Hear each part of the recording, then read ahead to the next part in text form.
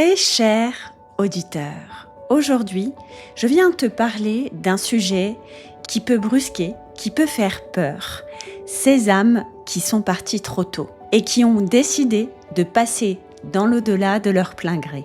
On entend de tout sur ce sujet et notamment que ces âmes sont punies pour leur acte. Mais est-ce vraiment ce qui se passe ? De par mon expérience de médium, mes connexions avec ces âmes, je viens te transmettre ici tout ce qui peut se passer pour ces âmes qui ont décidé de mettre fin à leur contrat de vie. Et au-delà de ces connexions, je viens aussi te transmettre ce que les guides ont à apporter à notre vie terrestre au sujet de cette thématique du suicide. Alors prends le temps de bien t'installer confortablement et si autour de toi il y a des personnes qui sont bien parties trop tôt, eh bien je t'invite à prendre ce qui est bon et juste pour toi dans ce podcast et peut-être tu verras les choses bien autrement. Bonjour et bienvenue dans les chroniques d'une médium. Je suis Betty Brochet, médium énergéticienne, ton accompagnatrice du monde invisible. Dans ce podcast, je t'emmène au cœur de mes aventures extraordinaires, là où les esprits se manifestent et les âmes se transforment. Que tu sois novice, curieux ou praticien aguerri du monde invisible, chaque épisode est une fenêtre ouverte sur des expériences spirituelles captivantes et des transformations profondes. Je te raconte les histoires fascinantes de ma vie en tant que médium et les récits inspirants des transformations vécues par mes clientes grâce à leurs rencontres avec l'invisible. Laisse-toi porter par ces histoires intimes et vibrantes. Ensemble, explorons les dimensions cachées de notre existence et découvre ce monde extraordinaire qui peut tant nous apporter. Abonne-toi dès maintenant pour ne rater aucun voyage. Ouvre grand tes oreilles, tes yeux et toutes tes sensations. Le voyage commence maintenant.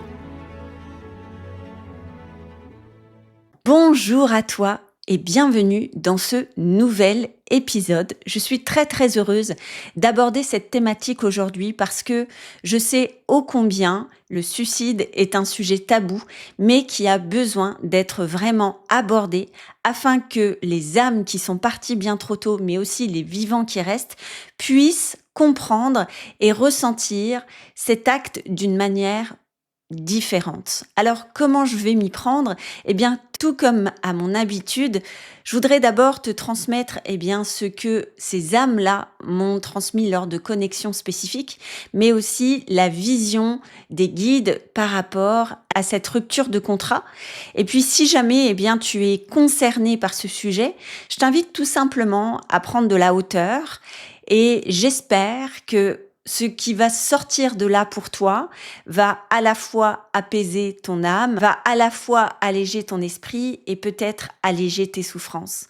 En tout cas, tu sais que pour moi, ma quête, c'est de dire la vérité, de transmettre aussi les messages de l'au-delà, afin que tu puisses prendre de la hauteur sur des choses qui peuvent te traverser dans la vie, des choses agréables et aussi désagréable et que tu puisses aborder la vie dans un angle complètement différent et cet angle est beaucoup plus léger, apaisant et harmonieux.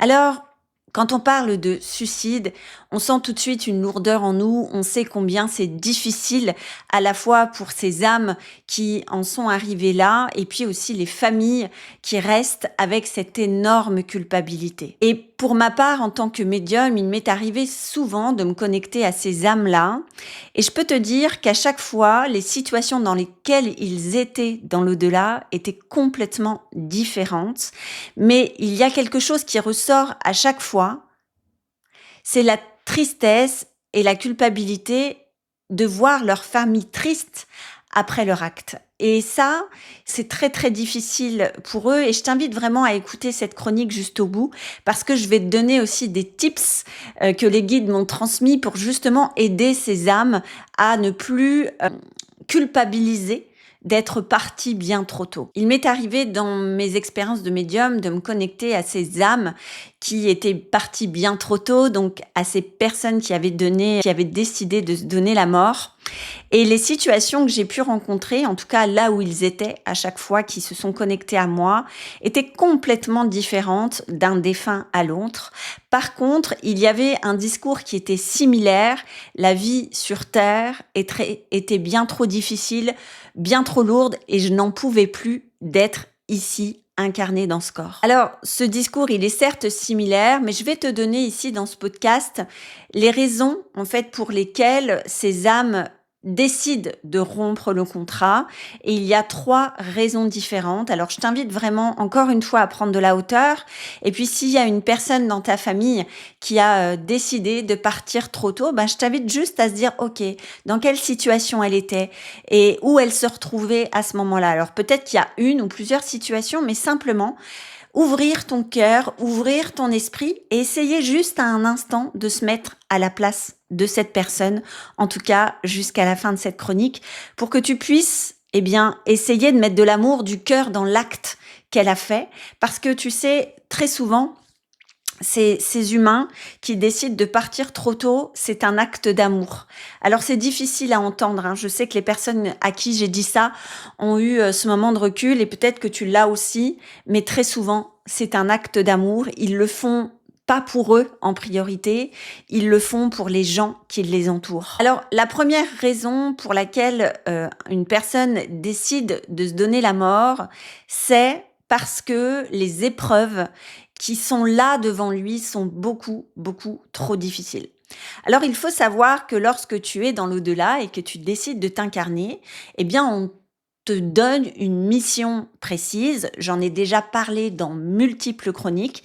Et cette mission va te permettre de t'élever, d'éveiller ton âme, car tu sais que les âmes, ont un certain niveau d'éveil. Et en fonction des épreuves qu'ils vont vivre, ces âmes vont s'éveiller. Et en fonction de l'incarnation que tu as décidé, tu vas avoir des épreuves qui vont être mises devant toi durant ta vie terrestre. Ces épreuves vont être plus ou moins difficiles en fonction de la mission que tu as décidée. Et très souvent, plus la mission est difficile, plus les épreuves sont difficiles. Plus tu vises haut, plus on va te donner des épreuves difficiles. Tu sais, ça c'est un peu comme dans la vie terrestre, hein, quand tu vises le haut niveau, il faut travailler plus que les autres, il faut braver des épreuves beaucoup plus compliquées. Pour les âmes, c'est la même chose. Donc, ces épreuves, elles sont décidées à l'avance dans l'au-delà avec ton guide et tu vas devoir, donc tu les connais en tant qu'âme et tu vas devoir les braver pour accéder à cet éveil-là. Sauf que lorsque tu t'incarnes, tu t'incarnes en petit humain et évidemment, tu as oublié toutes ces épreuves, toute la difficulté de ta mission et tu nais dans un contexte familial, hein, donc avec des parents, des frères et sœurs. Tu nais aussi avec un caractère, une particularité et l'humain que tu es va trouver souvent ces épreuves très, très difficiles et plus les épreuves vont arriver dans sa vie, même si l'âme connaît ces épreuves, l'humain, lui, trouve que c'est trop difficile, qu'il n'y arrivera jamais et que même si il a une vision, même s'il a une mission, même s'il veut aller vers un chemin, les épreuves sont bien trop compliquées et il décide donc de mettre fin à son contrat parce que ce qu'il attend ou ce qu'il a déjà vécu est beaucoup trop difficile pour l'humain qu'il est devenu. Alors tout ça est engrammé par des peurs, par des croyances, par une estime de toi-même, par un amour de toi-même et tout ça est bien propre à l'humain. Rappelle-toi que si l'âme a choisi cette épreuve, c'est parce que on sait là-haut qu'elle est capable de les affronter. Mais quand tu nais dans un corps d'humain avec un mental et un état émotionnel, tu es engrammé par des peurs, par un système de croyances, par des schémas destructeurs, par un environnement familial, aussi socio-culturel, qui va te parasiter dans ce que ton âme sait, ce que tu es capable de faire. Et puis, tu peux être englué dans tout ce système, on va dire, parasitaire. Et là, tu n'as plus la force de passer ces épreuves. Et à ce moment-là, tu décides de faire cet acte qui rompt le contrat. Je te donne un exemple d'une femme qui s'était connectée à moi dans l'au-delà, donc une femme qui avait décidé de mettre fin à ses jours. Et donc l'âme m'avait raconté l'histoire, hein, son âme, parce que je me connecte à l'âme, je me connecte plus à l'humain vu qu'il est plus sur Terre. Elle, sa mission, c'était d'aller retrouver une forme de liberté, une liberté par la prise de position, dans sa posture, etc. Et donc cette âme avait choisi comme épreuve d'être avec des hommes, donc dans ses relations, dans sa relation père-fille, mais aussi dans ses relations amants et femmes, avec des hommes qui la mettaient systématiquement sous emprise. Donc, elle était toujours en lien avec des pervers narcissiques et ces pervers narcissiques, eh bien, la maltraitaient, l'empêchaient d'avoir sa propre liberté. Alors, je te laisse imaginer la souffrance qu'elle a pu vivre au travers de son enfance, mais aussi en tant qu'adolescente, en tant que femme. Et elle a été vraiment dans une vie très très difficile jusqu'au jour où elle est tombée sur un homme vraiment très maltraitant.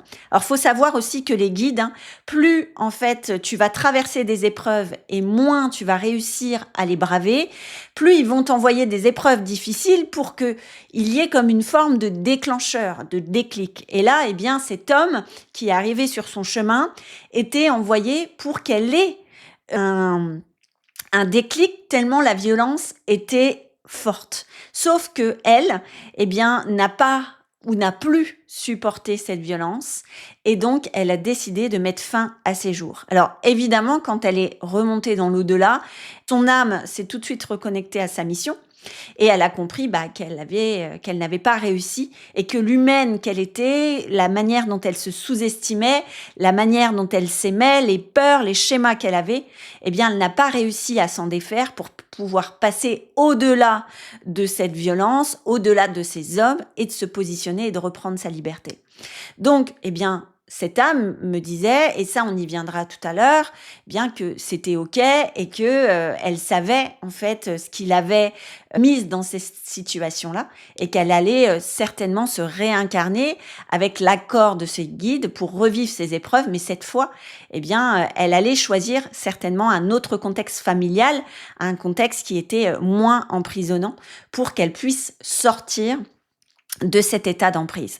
Donc, la première situation, c'est vraiment quand les épreuves sont trop difficiles et que l'humain qu'on est devenu, eh bien, est trop englué dans ses peurs, dans ses schémas et n'arrive pas à s'en sortir pour répondre à sa mission. La deuxième raison qui pousse les personnes à mettre fin à leur jour, c'est un conflit d'identité.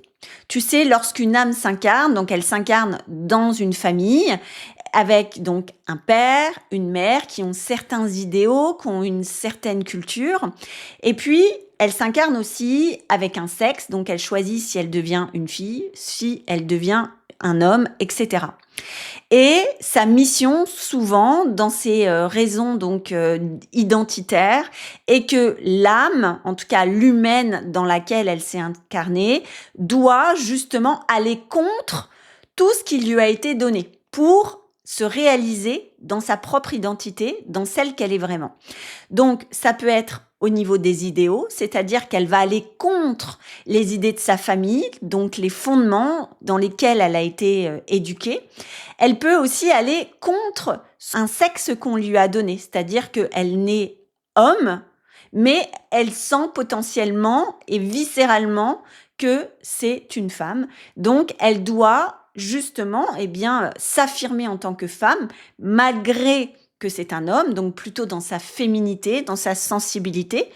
Et donc, tout ça est difficile parce que, encore une fois, l'humain, à quoi il est confronté, et c'est ce qui est le plus difficile, c'est au jugement des autres et à l'avis des autres. Et ça, en fait, le regard de l'autre, c'est ce qui va déclencher des peurs, c'est ce qui va déclencher tes freins pour t'incarner dans ta véritable identité. Et très souvent, en fait, quand l'humain vit ça et quand il n'est pas en accord avec sa famille, ce qui est difficile pour lui, c'est de se sentir déloyal envers sa famille et se sentir complètement seul. Parce que, rappelons-le, qu'est-ce qui nourrit un humain? C'est l'amour. Quand on n'a pas d'amour, quand on n'est pas nourri d'amour, on n'arrive pas à se développer correctement, on est vraiment dans un marasme émotionnel et la solitude, peut vraiment nous faire arriver à des états de tristesse et des colères très très profondes. Et dans ces états-là, dans ces énergies-là, on ne peut pas s'épanouir correctement. Sauf que dans ces situations-là, eh bien, ces personnes pensent que l'amour ne vient uniquement de leurs proches et que l'amour qu'ils ont en eux n'est pas suffisante pour pouvoir aller contre les idées de leur famille ou alors même contre une identité qu'on leur a donnée. Et la souffrance est telle de devoir se détacher de la famille, de devoir affronter la famille ou le regard de l'autre, qui préfèrent mettre fin à leur jour, plutôt que d'affronter un regard qui peut être jugeant, voire maltraitant.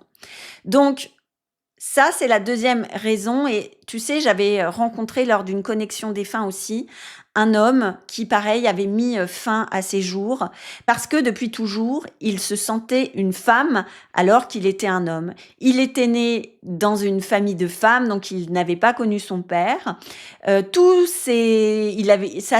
mère n'avait que des sœurs et il n'avait lui-même que des sœurs. Donc en fait, il avait grandi dans une famille de femmes.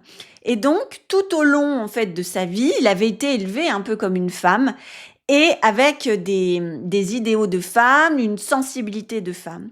Et on l'avait fait naître ici, non pas par hasard, parce que justement, il devait s'affirmer dans sa sensibilité et il devait aussi montrer qu'un homme était sensible.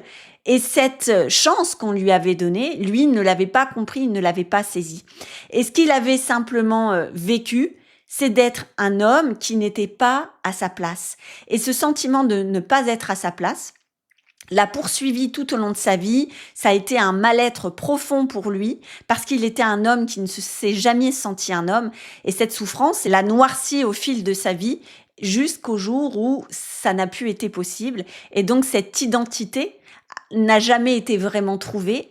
Et ça a été toujours un conflit pour lui, donc il a décidé de mettre fin à ses jours. Alors tout ça, je l'ai expliqué à sa famille, qui a été vraiment soulagée d'entendre ça, mais à la fois, voilà, il y avait de la culpabilité et tout ça, on en parlera tout à l'heure, mais il y a aussi quelque chose à comprendre aussi de ces actes-là. La troisième raison pour lesquelles les âmes, en tout cas l'humain, décide de rompre le contrat avec l'âme, c'est la souffrance que peut engendrer une maladie. Tu sais que la maladie n'est jamais envoyée par hasard. En tout cas, si tu ne le sais pas, je te l'apprends aujourd'hui. Quand on est malade, c'est parce que il y a dans tes sphères énergétiques quelque chose qui est engrammé depuis des années et que tu ne l'as pas encore saisi. Donc ces blessures-là que tu as engluées ou ces schémas qui sont là pour te détruire de manière sournoise, eh bien s'engramment dans ta sphère émotionnelle. Et quand en fait tu ne les saisis pas, quand tu ne comprends pas ce que ton état émotionnel veut te transmettre, eh bien là, c'est ton corps physique qui va développer quelque chose pour que tu puisses comprendre. Parce que quand on est malade, eh bien, on est figé et on a le temps de réfléchir sur soi. Mais certaines personnes, eh bien, n'en prennent pas conscience de tout ça. Et donc, ils voient la maladie comme de la fatalité, quelque chose qui est encore une énième punition, et donc ne prennent pas de la hauteur sur ce qu'il faut changer dans leur vie ou ce que le corps et les émotions veulent essayer de leur dire. Et donc, eh bien, lorsqu'ils sont malades, la souffrance est telle qu'ils vont décider de rompre le contrat d'une manière ou d'une autre pour pouvoir eh bien, partir plus tôt et éviter de continuer à souffrir. Et tout ça, eh bien, ces âmes, lorsqu'elles passent dans l'au-delà, après avoir rompu le contrat, elles comprennent que derrière cette souffrance, derrière la maladie, il y avait un message en fait à comprendre, mais une fois qu'elles sont passées dans l'au-delà, eh bien c'est trop tard. Alors voilà les 3 raisons principales. Alors évidemment, il y en a d'autres, mais je te donne ici les 3 raisons principales pour lesquelles ces humains décident de rompre leur contrat. Peut-être que toi, tu peux m'en partager d'autres, mais en tout cas, moi, sur les âmes que j'ai rencontrées dans mon connexion, voici les raisons principales qu'elles m'ont données. Alors maintenant, peut-être que tu te poses cette question depuis le début de la chronique. Quelle est la conséquence pour ces âmes qui ont décidé de partir trop tôt ? On entend beaucoup dire que ces âmes sont punies, qu'elles vont en enfer ou qu'elles restent bloquées pendant des années et des années, même si, rappelons-le, le temps n'existe pas dans l'au-delà. Eh bien, Ici, encore une fois, moi, ce que j'ai vraiment besoin de te transmettre, c'est ce que les guides vous disent. La première chose, c'est que l'au-delà n'est qu'amour. Et que les guides, peu importe ce que vous avez fait sur Terre, dans la manière dont vous avez décidé de terminer votre vie, vous accueilleront toujours dans l'amour. La négativité en fait qu'on peut ressentir d'une énergie qui est passée dans l'au-delà, ce sont les restes de ce qu'elle a vécu sur Terre. Donc les énergies négatives type démoniaque, etc., sont vraiment des énergies qui ont vécu d'énormes souffrances sur Terre et qui sont montées avec ces souffrances-là et qui n'ont pas envie d'aller vers la lumière et qui restent dans leur colère et qui restent dans leur tristesse. Et donc, ces âmes-là qui ont décidé de partir trop tôt, ils vont être toujours accueillis par les guides et ils vont avoir le libre arbitre de passer de l'autre côté. Ça, c'est important que je te le dise, parce que très souvent, on croit qu'ils n'ont pas le libre arbitre. Mais les guides sont formels. Les âmes qu'on accueille ont toujours le libre arbitre de passer dans la lumière ou non. On ne les force pas, on les invite et c'est leur décision. Donc, si tu as un être cher qui est parti trop tôt, sache qu'il a eu ce choix d'aller dans la lumière. Et d'ailleurs, dans beaucoup de mes connexions avec des gens qui se sont suicidés, ils étaient déjà dans la lumière et même très peu de temps après leur départ. Mais pour autant, il reste 2 cas où les âmes continuent, on va dire, de rester en latence entre le plan terrestre et le plan céleste parce qu'ils repartent. Quand tu repars dans l'au-delà, tu restes avec un certain temps avec ton corps émotionnel et ces émotions, en fait, tu dois passer au-delà de ça pour passer dans l'au-delà. Et donc, ils vont rester dans leur marasme et il y a 2 cas possibles, en tout cas que moi j'ai rencontré. Il y a le premier cas où l'âme décide de ne pas passer et donc va rester dans un état d'errance, bloqué entre 2 plans. Pourquoi ? Parce qu'au moment où elle est passée à l'acte, en fait, bien sûr, ça l'a soulagée immédiatement parce que ça l'a libérée de toutes ses souffrances. Et là n'est pas le problème. Sauf que quand tu arrives dans l'au-delà, eh bien, en tout cas quand tu passes les strates, eh bien, tu vois les gens que tu laisses et tu vois aussi la souffrance que tu as laissée à cause de cet acte-là. Et certaines âmes, en fait, ne supportent pas, eh bien, de voir leurs proches tellement tristes ou tellement en colère à cause d'eux. Et donc, ils vont errer dans l'au-delà avec un sentiment de culpabilité permanent en essayant de réparer leur acte. Et très souvent, eh bien, ces âmes-là vont faire appel à des médiums. Ils vont essayer de capter des médiums. Et très souvent, les lumineuses, moi que j'accompagne, vont avoir des contacts défunts pour délivrer un pardon, une explication aux gens de la famille, parce que cette âme a besoin de faire son mea culpa. Et à ce moment-là, donc l'âme va errer en essayant de capter en fait les personnes pour leur dire qu'elle va bien, pour leur dire qu'elle est désolée, mais que c'était compliqué, pour leur apporter la compréhension. Et donc elle va errer dans cet entre-deux-mondes jusqu'à temps, peut-être qu'elle ait la chance de trouver une médium qui va capter en fait son énergie. Et derrière ça, eh bien dans sa famille, avoir une personne qui est assez ouverte d'esprit pour se connecter à une médium qui va transmettre le message. Donc à ce moment-là, ces âmes, une fois qu'elles ont libéré le pardon, une fois que la famille est apaisée, va pouvoir passer, mais beaucoup d'âmes restent en errance après donc avoir mis fin à leur contrat parce que c'est trop difficile pour eux et puis la famille n'est pas prête à écouter ces messages de l'au-delà. La deuxième situation, c'est que l'âme est figée. Une fois, moi, il m'est arrivé comme ça de tomber en fait dans de voir une espèce d'atmosphère dans laquelle une âme était vraiment comme bloquée, comme si elle était dans un cocon et qu'elle était comme dans une forme de réparation. Et là, les guides nous expliquent qu'en fait, ces âmes-là ont besoin d'être pris en main complètement dans une énergie à part pour les réparer de leur souffrance. Leur souffrance a tellement été horrible qu'elles ne sont ni capables d'être en errance, ni capables de passer dans l'au-delà et qu'il y a besoin d'un temps en fait de réparation pour qu'elles puissent s'éveiller à nouveau et entreprendre ce chemin. Donc, on a aussi ces états-là de figement. Alors, honnêtement, dans tout ce que moi j'ai pu rencontrer, c'est quand même des cas beaucoup plus rares. Mais l'âme est en fait pris en charge immédiatement pour vraiment venir apaiser tout ce qu'elle a pu vivre au travers de cette vie terrestre.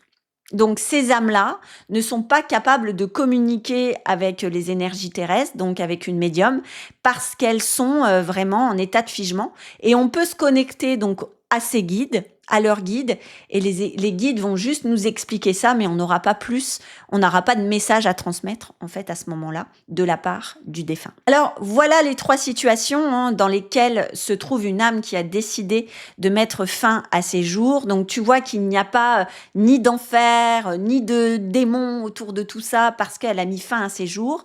C'est simplement une histoire de libre arbitre et aussi d'état avec lequel elle monte dans l'au-delà. Mais en tout cas, ce qui est sûr, c'est que les guides sont toujours là pour accueillir dans l'amour cette âme qui a mis fin à ses jours. Alors, la dernière chose que je voulais te parler, si toi tu as connu une personne qui est partie trop tôt ou qui a quelqu'un dans ton entourage qui a connu ça, je vais t'inviter là maintenant, pour terminer cette chronique, à prendre de la hauteur parce que très souvent, on est complètement englué dans une situation négative suite à cette perte tragique. Et donc, on peut être dans un état émotionnel qui nous tire vers le bas pendant des mois et des mois, voire parfois plusieurs années. Moi, j'ai connu des personnes qui ne se sont pas remis d'un perte d'un proche alors qu'il était parti il y a 30 ans. Et donc, il y a toujours cette culpabilité, cette tristesse, cette colère. On passe par différents états. Et aujourd'hui, si tu te retrouves dans cette situation, eh bien, je vais juste te transmettre ce que les guides me transmettent par rapport à ça. Et encore une fois, sens-toi libre d'accueillir ce qui est juste ou non pour toi là maintenant. La première chose, c'est qu'est-ce que j'ai à apprendre de cette épreuve? Dans certains contrats, il faut que tu saches que lorsque tu es lié à une âme, eh bien, tu as signé dans le contrat avec cette âme-là que elle allait se suicider parce que tu devais vivre une épreuve au travers de ce suicide. Et l'âme, en fait, dans ces cas-là, elle a réalisé sa mission et donc elle passe dans le delà sans problème. Par contre, elle va continuer à t'observer et à observer les membres de sa famille et donc les membres de sa famille d'âme avec qui elle a signé ça, de se dire, OK, comment elle passe cette épreuve du suicide? Et là, ce que j'ai envie de te demander, c'est justement, si tu as perdu une personne autour de toi, qu'est-ce que tu as à apprendre de cette perte? Je te donne un exemple concret. J'ai connu une personne qui avait perdu donc sa mère lors d'un suicide. Et en fait, cette femme avait décidé de rompre son contrat parce que elle était arrivée dans une vie qui ne lui convenait pas. Elle s'était mariée avec un homme qui ne lui convenait pas. Et donc, elle se sentait vraiment prisonnière de sa vie. Encore une fois, la raison, c'est le qu'en dira-t-on, qu'est-ce qu'on va dire de moi, si je m'en vais alors que j'ai 2 enfants, on est dans une situation dans les années 80. À ce moment-là, la personne est dans un état de dépression profonde parce que sa vie ne lui correspond pas, parce qu'elle n'a pas choisi sa vie, parce qu'elle n'a pas été libre de choisir ni son partenaire, ni la vie qu'elle voulait. Et elle est dans une situation où elle se sent complètement prisonnière. La seule solution qu'elle trouve, parce qu'elle est dans un grand état de dépression et qu'elle veut cesser de faire vivre ça à sa famille, est la mort. Et cette situation-là, qu'est-ce que ma cliente en a à apprendre? Eh bien, tout simplement, ce que veut lui dire sa mère au travers de son acte, c'est: ma fille, ne reproduis pas mon erreur. À chaque fois que tu ne te sens pas libre, prends cette liberté. À chaque fois qu'on t'impose quelque chose, impose-toi. Ne te laisse pas être prisonnière de l'autre ou de ce qu'on décide pour toi. À ce moment-là, ma cliente a eu une énorme prise de conscience. Elle s'est dit: mais bien sûr, c'est exactement ce que voulait nous dire maman au travers de son acte. Et là, maintenant, si toi, tu as quelqu'un qui est parti comme ça brutalement, demande-toi dans quelle situation il était et qu'est-ce que tu as à apprendre de son acte? Qu'est-ce que, de par son acte, toi, tu ne peux plus reproduire? Je te laisse méditer sur la question. Et c'est ce que les guides veulent te transmettre aujourd'hui, c'est que dans une rupture de contrat, de quelqu'un qui fait partie de notre famille, il y a toujours quelque chose à apprendre de ça. Et la deuxième chose, c'est de ne plus jamais te laisser envahir par ton état émotionnel. Alors bien sûr, suite à cette perte, tu peux être triste pendant quelques jours, c'est normal, c'est violent, ça fait mal quand quelqu'un de notre famille part brutalement alors que c'était pas entendu. Évidemment que tu as le droit d'être en colère, évidemment que tu as le droit d'être triste, évidemment tu as le droit de culpabiliser. Mais ce que nous disent les guides, c'est de faire en sorte que ça ne dure pas. Parce que cet état-là va empêcher les âmes de choisir de partir dans l'au-delà. Je te rappelle ce que je t'ai dit tout à l'heure. Certaines errent pendant des vies, pendant des années et des années, parce qu'ils ne supportent pas de voir l'état émotionnel de leurs proches. Alors imagine si ces âmes-là te voyaient heureuse et te voyaient comprendre leur acte. Ça serait tellement simple pour eux de partir. Ton état émotionnel les enferme dans un certain état aussi. Toi, tu t'enfermes, mais tu enfermes aussi ces âmes dans l'entre-deux-mondes. Alors aujourd'hui, ce que les guides nous disent, c'est d'essayer de passer outre ça. Fais-toi accompagner, prends le temps de faire ce deuil et essaie le plus rapidement possible de passer à autre chose et de te libérer de cette culpabilité parce que souviens-toi que cet acte, ils l'ont choisi. C'est de leur libre arbitre qu'ils ont décidé de rompre le contrat. Alors, voilà pour cette chronique. J'espère en tout cas que cela t'a permis d'apaiser tes souffrances ou simplement t'a permis de prendre de la hauteur par rapport à ce sujet et peut-être même t'as appris certaines choses si tu venais là juste en curieux. En tout cas, sache que ces sujets-là ont besoin d'être mis en lumière. Trop de rumeurs, trop de médisances sont dites au sujet de ces sujets qui sont tabous. Il n'y a pas à avoir de tabou. Il y a simplement à relater la vérité et à transmettre ce que nos âmes vivent. Alors aujourd'hui, après cette chronique, peut-être verras-tu le monde différemment. En tout cas, c'est mon seul objectif. Je te souhaite une très très belle journée, matinée, soirée, en fonction du moment où tu as écouté cette chronique. Et je te dis à très très bientôt. Bye!